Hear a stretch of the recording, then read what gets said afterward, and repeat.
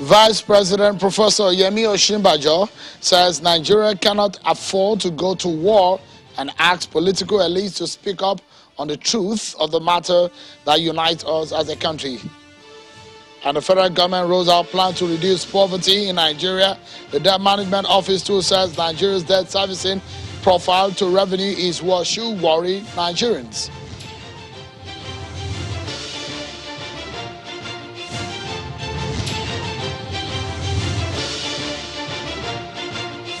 Thank you so much, everyone, for staying with us right here on Politics Today on Channels Television. I'm Sean Okimale. Welcome to this midweek edition of the program, and we'll be here together to get informed about some of your latest and top political stories in the land. Some of the good news that are coming in is also that some of the abducted students have been found. We'll give you details of that in a moment. But let's check out some of your political roundup stories, and we get into the major topic of tonight when we return from the political roundup.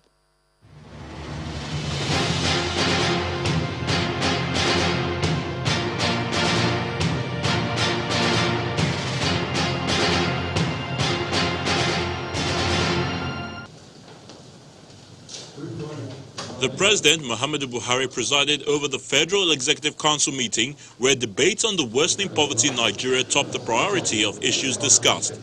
At the end of the meeting, the Special Advisor to the President on Media and Publicity, Femi Adesina, told State House correspondents that the Council has approved the National Poverty Reduction with Growth Strategy. He says Council equally noted federal government's promise to lift 100 million Nigerians out of poverty, adding that June 12 they observed will mark 2 years into that promise. This government will do the best it can do up to its terminal date in 2023, and subsequent governments will then continue. Former President Olusegun Obasanjo has expressed optimism about the future of Nigeria despite the current socio-economic, political and insecurity in the land. He was speaking in Ogun State during the 108th Annual National Convention of the Nigeria Baptist held at the International Convention Ground along the Lagos-Ibadan Expressway. I am an incurable optimist about a number of things, but particularly about Nigeria. And the Zamfara State Governor Bello Matawale has visited the IDP camp at Ungwa Dambaba in Tsunami area of Guzo local government. The governor was saddened and disturbed by the resurgence of banditry activities that resulted in having an IDP camp in Guzo. Sympathizing with the IDPs, the governor directed the redeployment of more security personnel to the area to ensure that normalcy returns before the victims can be allowed to return to their homes. We are going to sit down and re-strategize in 4 days.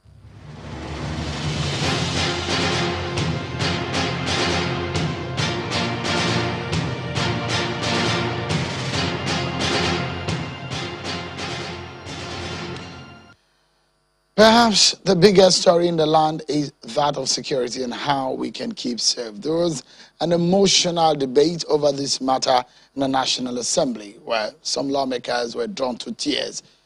We all are drawn to tears, isn't it? I mean, a lot of things are happening in this country and we're just seeking solutions. So the Vice President, Professor Yemi Osinbajo, has spoken up. He says Nigeria cannot afford a war and the elites in the country need to rise up to the occasion to speak the truth against forces of division in order to preserve the unity of Nigeria. In a statement from the Vice President's office today, the VP said, quote, "We cannot afford a war in this country. It is the political elite that will determine that what will take place. If we keep quiet, if we say nothing and I hope that things will just normalize, we may be wrong. And we may find ourselves heading for something much more worse than we are seeing today." End of quote. This is coming, that is the statement of the VP, is coming in the wake of series of incidents happening around the country. The House of Representatives are taking a bold step. It's a matter of us discussing, isn't it? A special committee to discuss the way out for the nation. And that way out is our focus tonight. How can we get out of this quagmire that we have found ourselves as a people? Do we need help externally? Can we find help within ourselves in the country? What kind of help are we seeking? Is it something that the law can fix and the policy and the focus of the leadership of the country can actually resolve? These are some of the issues that we need to tackle. We're going to have some kind of security summit tonight in the next few minutes that we have. Let's get started, shall we? I have a panel on the program, an expert and two lawmakers, two politicians from the different divides. I have Senator OK Jeff. He's a senator representing Benue State, one of the states that have been badly hit by some of these crises that we have seen in the country recently. And side by side with him is the retired AIG Valentine Chukwu. Via Zoom, joining us is Honorable Abdulrazak Namdas, the committee chair of the House on the Army. Thank you so much, gentlemen, for joining us tonight. Let me turn to Senator OK Jeff, and let's get started with the conversation. Senator, you are one of those who have personally and directly experienced some of these insecurity situations that we'll see in our country. And your governor, Governor Samuel Otom, has spoken up severally about this matter. Give us a sense of what, in your view, you think is that the underlying factor or the major problem in the heart of the insecurity that is growing in our nation today. Thank you, Sharon. Let me start with the often quoted section of the Constitution, that is section 12, subsection 2B, which says that the primary responsibility of any government is the security and welfare of the people. Other than that, everybody can be on his own. It will be like an urban jungle. Everybody will fend for himself. There'll be no point for having a government. You have a government because you want to be secure. You have a government because you want your welfare to be taken care of. Now, if a government fails in doing those basic things, it means there's a problem, and the government has no legitimacy. That came out clearly when, on the floor of the Senate, a debate on the insecurity in the country came up. And one of the senators who spoke said that this present federal government is treating insecurity with kid gloves. Incidentally, he's a member of the APC. And one thing that came out clearly from that debate is that there was bipartisanship on the issue that we have failed as far as insecurity is concerned. Nobody to talk about politics, oh, we are APC, so we must support this, there's no insecurity, oh, we are PDP, so we must attack. Everybody agreed. And incidentally, those that were most forceful in attacking the fact that we have failed in tackling insecurity in this country were members of the APC. So it's not about party, because when you are attacked, it's not because you are APC or PDP or whatever party. When you are attacked, you are attacked. Everybody is vulnerable. It doesn't matter social status. It doesn't matter most of these other things. And so everything goes back to the federal government, because the control of the security agencies is in the hands of the federal government. We had a security summit at the National Assembly several times. In the last assembly, it was held. And the security chiefs came over and they profiled their own ideas. And it was very clear that they had a firm grip of what is wrong with this country and how to push forward. But apparently, there's no political will to go forward, as indeed that APC senator said about treating insecurity with kid gloves. So for me, it is up to, we don't like the ideas. If you call the security chiefs today again, they will come up with brilliant ideas on how to tackle that. And then they'll go back and it will be business as usual. So if there's that political will there, as I keep saying, yeah, Senator, I think we'll begin to get somewhere. But for now, that is a problem. So, Senator, because our problem now is not much of, it seems everybody has an idea of what the problem is. So when we hear something a bit different, when we hear something that touches the heart, we need to quickly tackle it so that we can resolve it. So when you say political will, what exactly do you mean by that? You see, in 2014, 2015, during the campaign to win election, the APC, I remember, in fact, in the social media, the video of the Governor El-Rufai is trending. He said that, look, if you want, there's insecurity in the land, and if you don't want us to politicize it, to talk about it, do something about the insecurity. If there's no insecurity, we won't take political advantage of it. That is what El-Rufai was quoted to be saying. The video is trending now. But what we have now on our hands is that we have several times worse insecurity than we had in 2015 when APC was trying to take over. So what do you say to that? It means that the plan, one of the planks on which this present regime came on board was to tackle insecurity. And it is what gave them legitimacy way back in 2015. So if they have come and 5 years or seven years down the line, the matter is getting worse, it means they have failed. We don't lack ideas. The ideas are there, but somebody doesn't have the political will to stand up and say, okay, this is what I'm going to do about it. If you go to Benue, where about 7 persons from IDP camps of all places, where people run away from these marauders and hid, and you come and attack them and kill them, what do you want them to do? And the funny thing is that you have soldiers there, you have other security personnel there. But what you find happening there is that if the locals stand up to resist those people, they are the ones that will be hunted down like wild animals. While those who come to attack have a free reign. So when you have that kind of thing, you begin to ask questions. What really is going on? So 2 abducted Benue University of Agriculture students have regained freedom. You know so much about the situation back home. How bad are things back home in Benue? I thought things were, at the point I thought things were getting better, even though you have thousands of people still in IDP camps, because if they go back to their homelands and their farms, those attackers come. You see, what is happening now in Benue is that those people will come, attack, and go back and leave the state. They'll come at the border communities, attack, and leave. And so it was not safe for those people to leave the IDP camps and go back to their farms. But now what you find happening is that they have got the boldness to come into the IDP camps and attack those people, and nothing appears to have. We have not heard that any of them have been arrested. Even though you have security, you have soldiers there, you have other security there who are supposed to be protecting, especially at the border areas. So the security in Benue now is getting from bad to worse.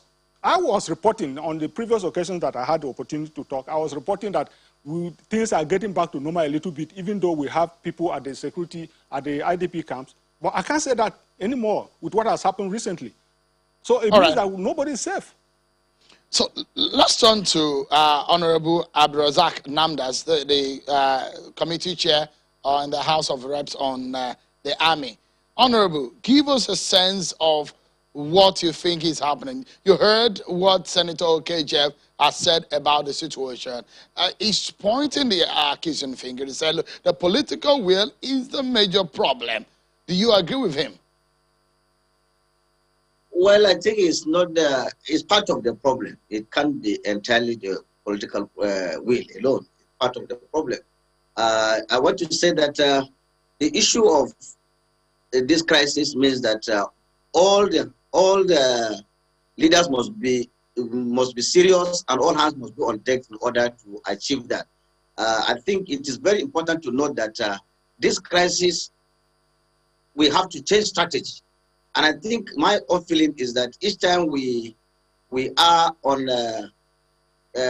using force all the time, using force to get rid of people, I think we will continue to have these issues. I couldn't get Jay very well because I'm on Zoom, but I want to say that literally, if we don't change strategy, using only force, well, this kind of crisis is going to be very difficult. And I would like you to rephrase so that I can get what Jay said, because I didn't get it on my Zoom.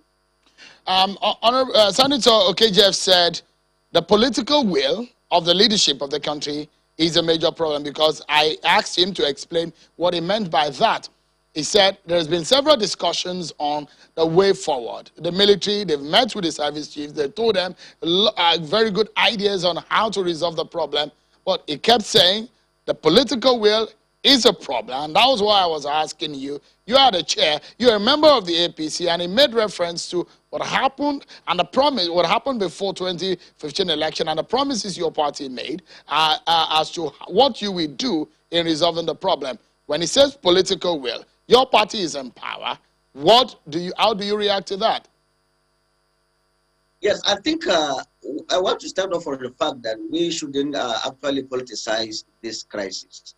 This government inherited the crisis. And I know that it has the duty to stem the tide of the crisis, to get rid of the crisis, that I know very well. But all efforts have been done severally to ensure that this crisis is actually resolved. And that all the government has come up to say, look, the nationalists, for instance, we have funded all the armed forces more than you can ever imagine in the last 6 years. If you look at budgets or appropriations of other MDAs, other ministries, check out the armed forces, the police and security forces put together have been so we have demonstrated will to get rid of it.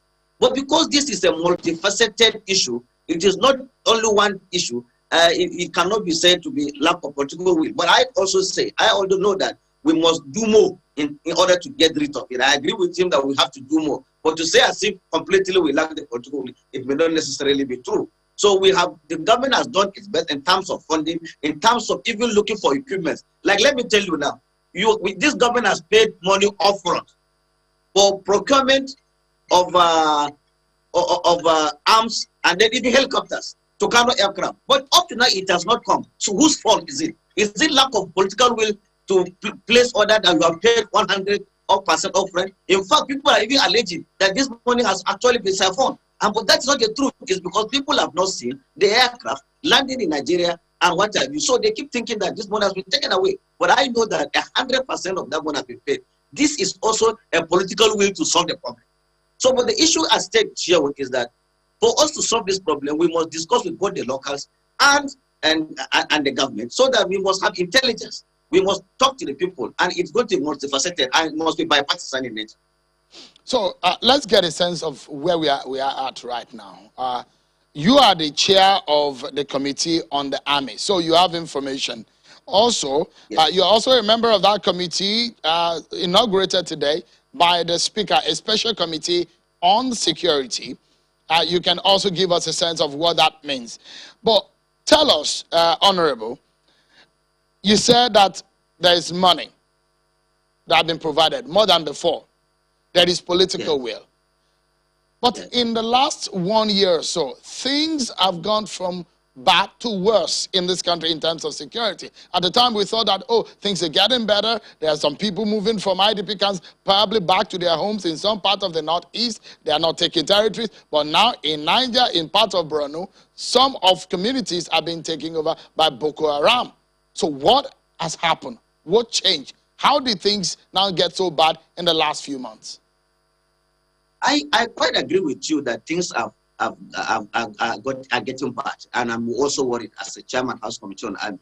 I have oversighted the institution. I have been to Maiduguri, I've been to the Northwest to see things for myself. We have given them enough resources. But Sean, you could understand that in Nigeria, sometimes when you make little gains, people can get relaxed and feel that, look, we have done so much. But my take is that I think we have to change strategy. And that is why even in the National Assembly or House of Reps in particular, the mere fact that the Speaker has decided to even make a 40-man committee, special ad hoc committee on security headed by the Speaker himself means that it is also a political will. Because this political will is not just coming from the presidency or from just one arm of government. We also are an arm of government. The Speaker is the number 4 person in Nigeria, and he has realized that there's a problem, and that is why we want to sit down and holistically look at where the problems are. I agree that things are getting from bad to worse. But now, let's sit together and re-strategize and see that how can we solve the problem. And I have been saying this, showing that the problem I see is that there are 2 fundamental issues. One, we must not be only looking at how to kill insurgents alone. We have high level of unemployment. How can we tackle that? Because people are jobless, and therefore, when they kidnap people, they get paid. And they won't leave this one because it's a job. We must make them know that this is not a job, it's criminality. And we can only do that by providing jobs, both at the local level, state level, and at the federal level. And Shaun, I can talk to you, and you know very well. Today, the local government tier of government is not existing. If it exists and people get employment and are doing job, economic activity takes place, all this will be solved. And number 2, more importantly, before I step, is that we should also focus on the police. Because the issue at stake is that everything in Nigeria now is army. And I know that army has a duty to do that. But can we please focus on the lead agency that takes care of internal security organization, which is the police.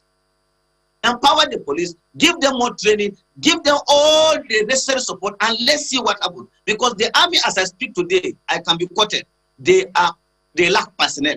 They don't have enough personnel to prosecute this war. This is just the truth. Because they are in 34 out of 36 states, prosecuting one crisis or the other. And even when there was issues before, they were not in 34 states. Today, the army is 34 states. How can they solve problem in 34 states and they still face external aggression? So this is the situation I want to tell you. So this committee will find a way we can solve the problem. All right, so let's look at some technical aspect of this. So former AIG, Ntom Chukwu, who is in our Abuja studio, you've heard the conversation from the politician's point of view. And the vice president rightly said, we cannot afford a war in this country. I'm a journalist. First and foremost, I'm a human being before I became a Nigerian, before I decided to be a journalist. So this country is ours, and we must find solution to our problem. You've heard what the politicians are saying. We cannot afford war, but not to afford war, not to get into any war situation. Some people will say, we're already in a war situation because people are being killed left, right, and center.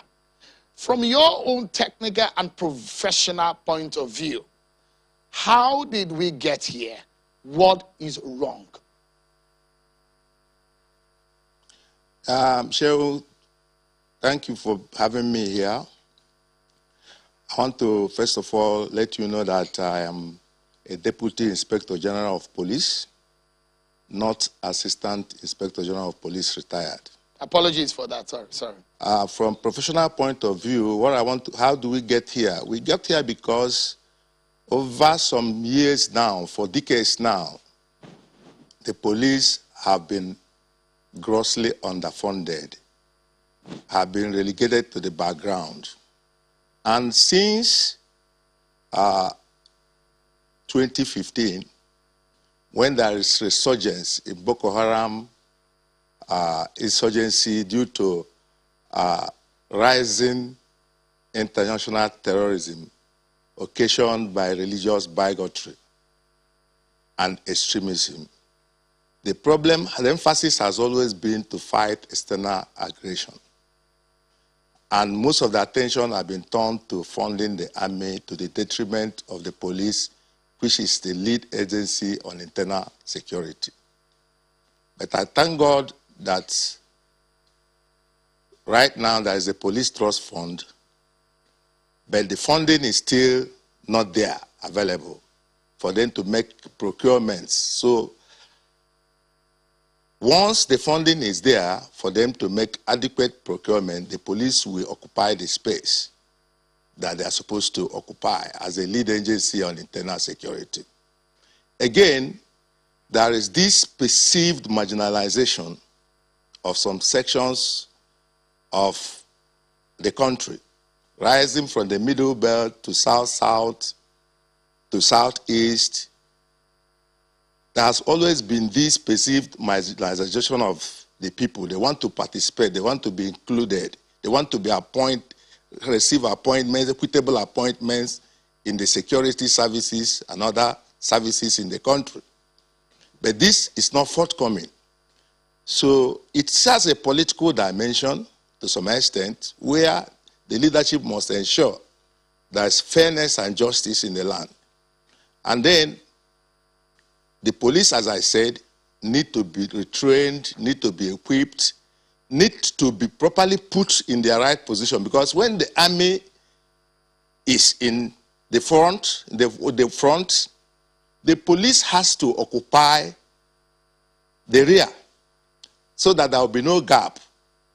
And once you allow gap to exist, criminals and miscreants will occupy the space. So, there seems to be that gap now. That seems to be the problem. Things are falling apart. Police are being attacked. Military is overstretched. The police, in fact, is also overstretched. So where do we begin in reconstructing or fixing this problem? Yes, the government must reach out now to political leaders in various regions. They must consult widely now. I remember during the time of Jonathan as a vice president, he has to go to the creeks to speak to the militants. So similar thing has to be done now because we have no time at our hands. Political leaders, retired senior police officers and military officers have to be deployed to their areas, have to be mobilized to talk to people, just like the vice president has said. There's a lead silence. So people must speak up. People must reach out to these people because some of them are just perceiving this government as not taking care of them or something like that. But that is not true to some extent. The government is doing its best in the circumstance, but they need to do more. They need to do more in the area of what is called, they need to consult widely, they need to be diplomatic about it, even if it means going to those people that are proscribed through their secret agencies or through their other means. They have to create channels right now to reach to all these people that are causing this problem and talk to them and let them know that we have no other country except Nigeria. Why the police now will be able to occupy that space, as I said. It has to be two sides, the political approach and the kinetic approach. Thank you. All right, let's take a breather. But when we come back, is the solution that we're seeking tonight. If you're a Nigerian and you're watching me from wherever in the world, either you're presently in Nigeria or outside of the country, you have a role to play. We look at what the vice president said, and we allow my guest tonight to weigh in on the vice president's submission and where we go from here. Don't go anywhere, everyone. We'll be right back.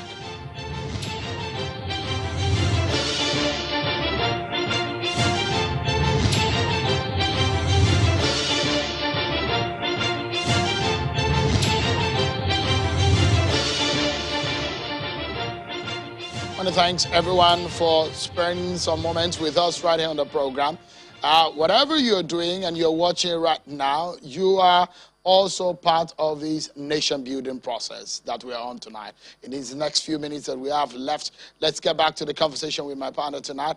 Don't forget that part of the conversation will also be on the issue of the debt burden in the country and the issue of poverty reduction that the federal government just launched as a strategy to execute that. You heard the spokesperson of the president. But let me get my panel back into the conversation. DIG Untom Chukwu is in Abuja studio, as well as Senator Okejev. Thank you so much, gentlemen. As well as Honorable Abdulrazak Namdas, Chairman, House Committee on the Army, is also part of the conversation virtually. Let me get my panel to react to what the VP said. And let me quote what the VP said again. He said, quote, "We cannot afford a war in this country. It is a political elite that will determine what will take place. If we keep quiet, if we say nothing and hope that things will just normalize, we may be wrong. And we may find ourselves heading for something much worse than we are seeing today." Vice President, Professor Yemi Osinbajo. Senator Okejev, I would like you to react to what Honorable Namdas said.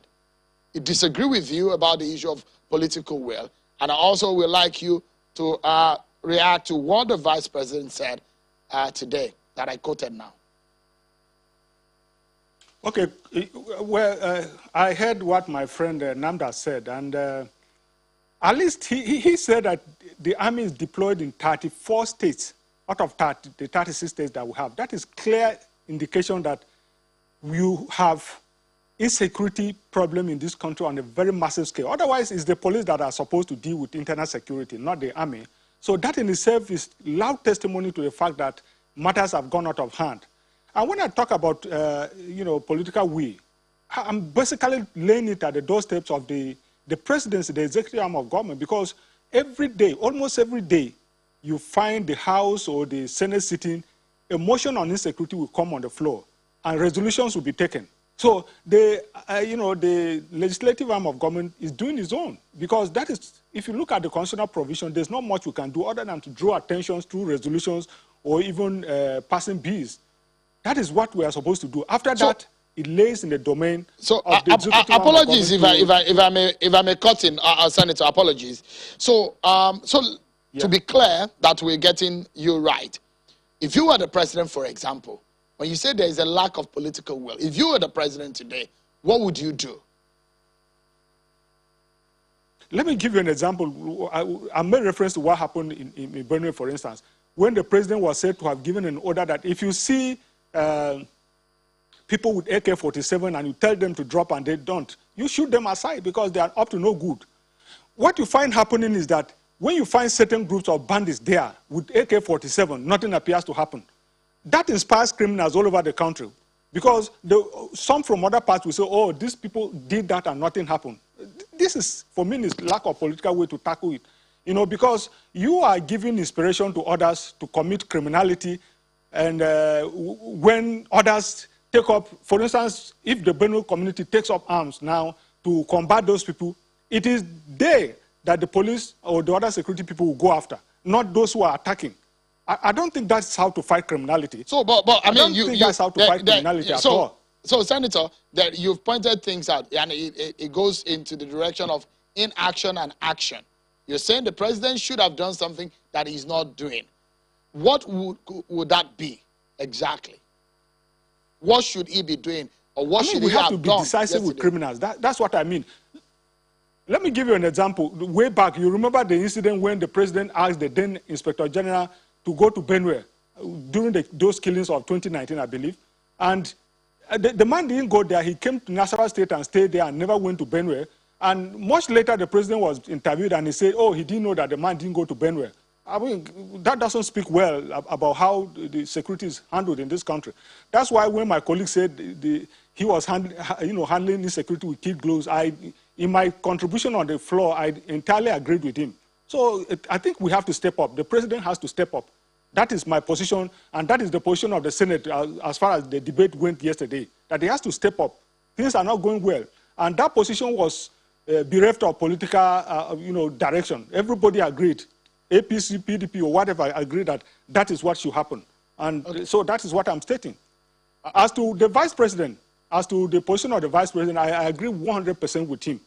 My only problem is that he's saying the political elite should stand up. You see, when some members of the political elite stand up, they will start accusing them of politicizing insecurity, politicizing this or that. But the problem is that if you have insecurity, people must talk about it, irrespective of political leaning. They must talk about it. If you have unemployment, people must talk about it. And so you turn around and accuse them of politicizing things. They must talk about it. And most of these people, it's not everybody that is talking about it to bring down the government. They are talking about it because they want a solution. Because these things, when it happens, it has a spiral effect. It affects everybody in the long run. Just 2 days back, a senator was attacked twice in the course of one journey. So it does not spare anybody, whether you are a senator, insecurity, it comes to anybody unexpected at any time. So everybody is bothered and concerned that we have this on our hands. Okay. Honorable Namdas, I'd like you to react to what the vice president said. And perhaps if you think that is the way forward, or you think that there are other things that we need to be doing immediately. Yes, I think we need to, I agree with you, we need to speak up. It's true, because collectively shown, just like also my senior colleague just spoke there, we all agree the situation is not good. Things are getting from bad to worse. This is something all of us must agree. But I think when you are prosecuting war in this present situation, there are certain rules of engagement that are always available when you are prosecuting this war. And for example, he's talked about the issue of shoot aside. You know, sometimes if you do that too, you can see how the international community will look at you. And then sometimes you can see also that even the innocent can be affected. So that is why when you are prosecuting war, whether a soldier or you are an army officer or a soldier, you must identify your enemy, and then before you shoot. We shouldn't politicize. But I quite agree with him that things are not getting, if things are getting better, the speaker cannot say, okay, I will do an ad hoc committee headed by myself. He won't do that. But what we are saying, and it should be noted, just like also that DIG said, we should understand that internal security is led by the police. Our police must be well trained. Our police must also be well equipped. And the intelligence section must be very, very accurate. We must not just rely, we must work hard, because I will wonder, how can 30 or 40 group of children or 300 children will be kidnapped, they will move freely from one point to the other without being identified. And then they can even talk to you on phone, and they will even tell, look, don't call me at time, I call me in the evening. They have the luxury. So these are the situations that we are not comfortable with. Because it's obviously as if that's... Yeah, Honorable, apologies. Because, again, when we look at it, some of these state governors, some of these incidents happen in states where we have governors. And most of the governors have come out. I've spoken to more than 15 governors that have said the way to go is state policing. The National Assembly has a responsibility to make this happen. Is it that you in the National Assembly are shying away from this? Is this part of the political will that we're talking about here? You are right. Let me tell you that it happened at the states. But Sean, let's be fair to ourselves. We are Nigerians. How many of these governors are also working hard in vis-a-vis what they are saying? I can tell you there are few. If you tell me, for example, what the governor of Borno State is doing, I can agree. Because even at night, the man will not sleep. He goes and see people. But when one governor will just sit down and don't make a statement and go back to sleep, and you see little of his effort, then you begin to wonder whether he is also doing his part. Because what some of the governors are saying, they will be saying that, look, the federal government should do this. But we also know that you are the chief security officer of your state, even though this is debatable that they say they are not fully chief security because some of the security agencies are not answerable to them, they need a state police. Anytime we do something in the National Assembly, particularly review of the Constitution, sometimes it's been also aborted by the governors. We have made attempt. For example, in the Aid Assembly, we agreed that, look, there should be financial autonomy for local government. But it was shut down by governors. So somehow. But the governors, some of them are working hard, but some of them are not. So, and then they must not rely that things happen in your state. What have you done too? Let's see what, look at, Zulum was with the president just a few days ago. He is always there to report progress, so that the federal government can feel free to say, okay, let me assist. But sometimes, some of them only talk, the action they do is little. So if they do also, and then the federal government will do their own, it's good. I am not saying the federal government is excellent, because if the federal government too has serious issues at their disposal, they're not doing so well. Because if they are, all of us here are not supposed to be complaining. I think it should not just be federal government. Yes. Yeah. Well, I mean, I'm just, what do I know anyways? I'm just a journalist, but the information that I have most of the time is what we bring to the table. So I'm just wondering, state policy, why is it so difficult to make it happen? I know lawmakers have the responsibility to make that happen. But let me turn to DIG, Ntom Chuku. Lawmakers are saying seek foreign help. Other thought molders have also said the federal government should seek foreign help. They said declare state of emergency. You are the expert here. Tell us, how will that go? From which country are we going to seek this help? Which country can help us? If there is a state of emergency, what does this mean?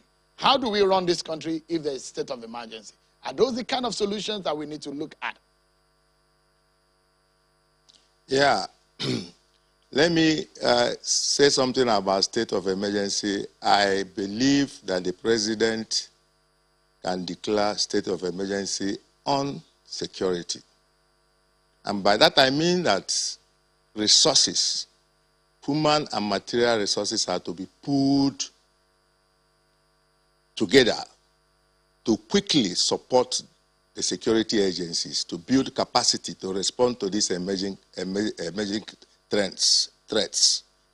Because the emerging threats are getting so bad that if nothing is done to stem the tide now, so it will result in something it will affect our economy, it will affect foreign investments, etc. So we need a national emergency on security. And in area of building capacity for the security agencies to respond to these threats, that is the area I want to emphasize. As regarding which country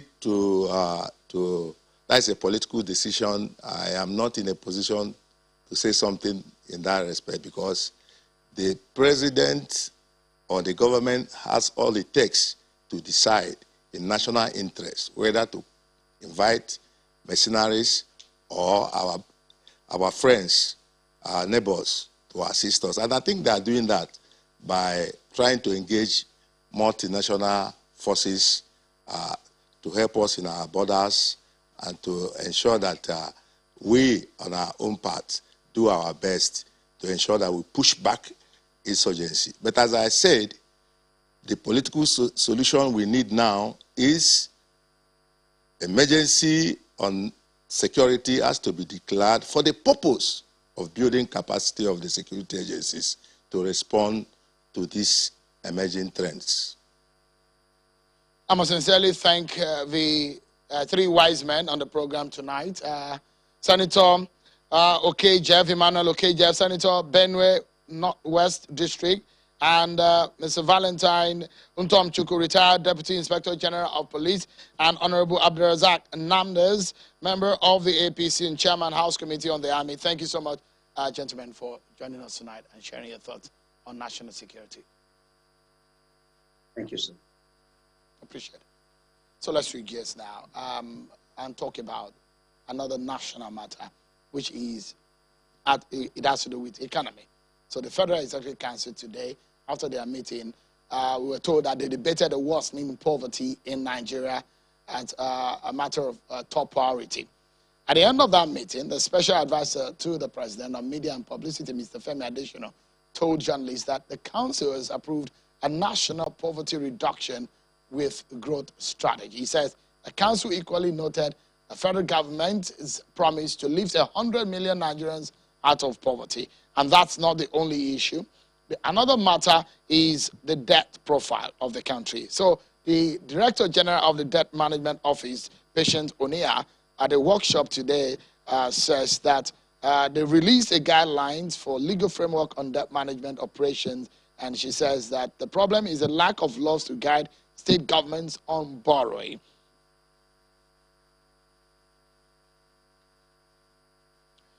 I think it would be good for us to listen to Mrs. Oniha on what she said as relating to a debt burden in the country and the way forward. The first budget that was approved last year, the Appropriation Act, the total borrowing it had was about 1.6 trillion. So when COVID happened, what happened? Two things. You know what affects the federal affects the states as well. Two things. Your revenues, yes. And we all saw what happened. There were tankers of oil in the high seas with no buyers. Countries were offering discounts because refineries were shut, businesses were shut, countries were on lockdown. So a new budget had to be drawn up. And that budget has a borrowing of about over 4 trillion. Let me put it that way. Yes, 4.2, you're right, 4.198. Why? That was because of COVID. That same last year, we quickly had to rework the books. Not only because revenues dropped, but now you now suddenly realize you needed hospitals, you needed all kinds of facilities, you needed palliatives because of the lockdown, people were shut down. So your expenditure increased while your revenues dropped. Could we have said, no, we won't do anything? You had to do something, and without the revenues, it meant you had to borrow. So COVID caused economic slowdown, certainly lower revenues, and it is the duty of government to revive and ensure that the economies are sustained. The absolute size of Nigeria's borrowing, when you compare it to the gross domestic product, is not high, meaning debt to GDP ratio is not high. What is high is debt service to revenue ratio, and that concerns us. So let's get some insight on this. I'm being joined by an economist, Mr. Johnson Chukwu. He joins us from Victoria Island area in Lagos. Thank you so much, Mr. Chukwu. It's always good to see you. You are the problems man, and you know just how to talk the figure in resolving some of these issues for our viewers. But let's talk to the understanding of the layman today. The debt servicing to revenue, Mrs. Onia says, is a problem, and that the government needs to revive. From some of the things that you said, I can take home that the state governments are in trouble, isn't it? Yes, not just the state governments are in trouble. The federal government is also in trouble. But let me start by congratulating you for remaining on air. We are all worried that you shouldn't go off air. Back to the subject of our discussion. The challenge we have is that our revenues are quite weak. as a country. And if we just look back at because the problem is not just last year when we had COVID. We've lived this problem for the past couple of years. If you go back to a year like 2018, total federal government revenue was just 3.86 trillion. 3.86 trillion. Total debt service, that's the amount the government paid to those who have lent money to the federal government, was 2.16 trillion. That was about 55% of our total revenue in 2018. By the time we got to 2019, these are years where there was no COVID, and that's why we need to understand that we have a fundamental problem. By 2019, we had a total debt service of 2.454 trillion, and our revenue was just about 4.2 trillion. So we had the debt service to revenue had grown from 55% in 2018 to 59% in 2019. By the time we got to 2020, where, like the DG of DMO said, we had extraneous factors, or what we call exogenous factors. We had factors outside the control of the government. Total debt service last year had grown to 3.1 trillion. Remember that debt service is not influenced by COVID. It's about what you have to pay because you have borrowed more. And in that year, 2020, total federal government revenue was 4.47 trillion naira. And we spent 3.1 trillion naira to pay interest on the money we have borrowed. So what that meant is that we spent 89% of total federal government revenue to just pay interest to those we have borrowed money from, not to pay back the principal. And why is this so? Because over time, we have consistently grown our recurrent expenditure without growing our revenue. So even if you adjust for the fact that last year there was COVID, government revenue collapsed globally, not just Nigerian government. But previous years, we have maintained the same trend where government revenue is weak and expenditure is growing. As we speak today, the government does not spend one kobo on capital expenditure from its revenue. It must be borrowed. And as long as we continue to build up this debt burden, we're going to get to a point where even the total revenue will not be able to pay the interest that we're incurring. And the same applies to a lot of the states. Yeah, so I'm worried, Mr. Chukwu. Yeah, because the states are, a lot of those states, because this is one of the things she's saying, that a lot of states have borrowed more than they can chew. And so the question is, how do we revive the revenue in such a way that the debt service into revenue, which is a problem, can be fixed? That gap can be bridged. Well, for us to revive the revenue, we need to do two things, Sheon. One is eliminate costs that are not absolutely necessary. That is what you call those costs that are discretionary, those costs that the government can do without, both at the state level and the federal government level. Two is to put structures in place to begin to grow the economy. If you do not grow the economy, you're not going to grow government revenue, because government revenue should be derived from economic activities, because government revenue ordinarily should come from taxes. A situation where the economy just recovered by 0.1% in the first quarter, last quarter of last year, the economy contracted from 2016 to now. The economy has not grown at cumulative of up to 2%.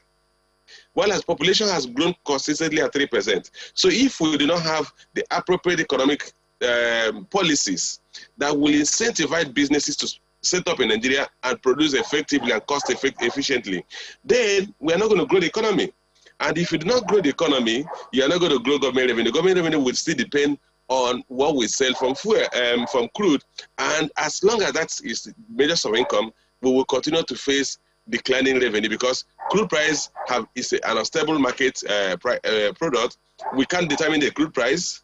We may at best determine our volume of production, assuming we are able to maintain peace in the Niger Delta. So there's another issue. I mean, there's so many issues, though. I mean, I'm hearing also that NNPC contribution to federal allocation for May is 0. That's a major problem, isn't it? Because tax and all of that, NNPC contributions are those that use to service federal allocation every month. But we hear every time poverty eradication. The government has promised that it's going to take 100 million people out of poverty, but now we are hearing poverty reduction. First and foremost, what's your reaction to federal government's strategy and their plan on national poverty reduction strategy? Well, with all due respect to the government, I've always faulted their approach to poverty reduction. You do not reduce poverty by giving handouts. You reduce poverty by creating economic activity. So people are gainfully employed. People produce and they are paid because they are producing.